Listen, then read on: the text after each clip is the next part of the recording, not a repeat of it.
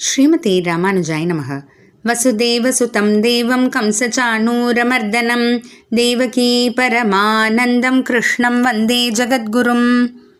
நாள்தோறும் பகவத்கீதையில் 7வது அத்தியாயமான ஞான விஞ்ஞான யோகத்தில் பகவான் அவர் எவ்வளோ உயர்ந்தவர், இந்த உலகம் இருக்கும், இந்த உலகத்தில் இருக்கக்கூடிய எல்லார தாண்டியும் எப்படி அவர் ரொம்ப வேறுபட்டவர், உயர்ந்தவர், மாறுதலுக்கே உட்படாதவர்னு சொல்லி, ஆனால் இதை புரிஞ்சுக்க முடியாமல் தடுக்கிறது இந்த முக்குணங்கள், 3 குணங்கள்னும், இந்த முக்குணங்களால் நிரம்பப்பட்ட இந்த மாயையான பிரகிருதி, இந்த சம்சாரத்தை தாண்டது பகவானை சரணடைஞ்சால் மட்டுமே முடியும்னு சொல்கிறாரு.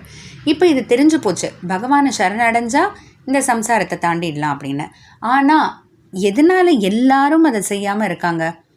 எல்லாரும் பகவானை சரணடைகிறது இல்லையே. அப்போ அந்த பகவானை சரணடையாமல் இருக்கிறவங்க யார், எதனால் அவங்க அப்படி இருக்காங்க அப்படின்றத 15வது ஸ்லோகத்து மூலமாக 4 விதமான பேர் அப்படி இருக்காங்கன்னு பகவான் சொல்கிறாரு. நமாம் துஷ்கிருதி நோ மூடாஹ பிரபத்யந்தே நராதமாஹ மாயயா பஹ்ருத ஞானாஹ ஆசுரம் பாவமாஸ்ரிதாஹ. இந்த 4 விதமான பேர் பற்றி பகவான் சொல்கிறாரு. துஷ்கிருத்தினக மூடாகா. துஷ்கிருத்தினகனா பாவச் செயல்களாலேயே நிரம்பப்பட்டவங்க.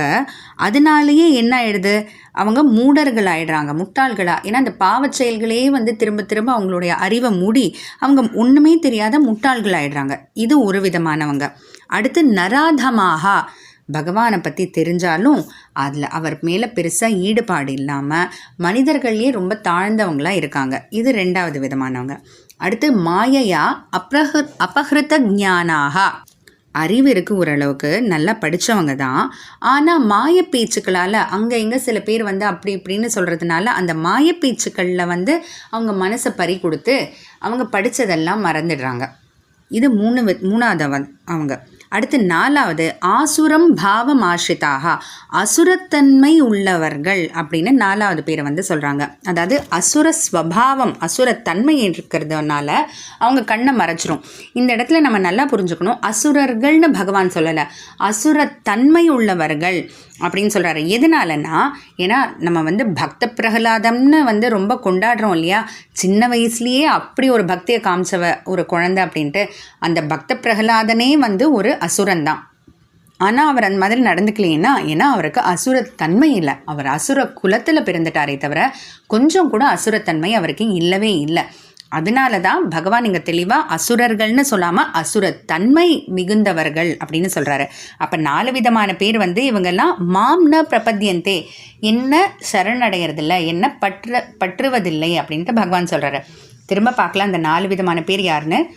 முதல்ல பாவச் செயல்களாலேயே எவ்வளவோ பாவங்கள் செஞ்சு செஞ்சு செஞ்சு அந்த பாவங்களாலேயே அவங்க நிரம்பி அவங்க அறிவெல்லாம் மூடி மூடர்களாகவே ஆயிடுறாங்க, முட்டாள்களாகி ஒன்றும் தெரியாதவங்களாக ஆயிடுறாங்க.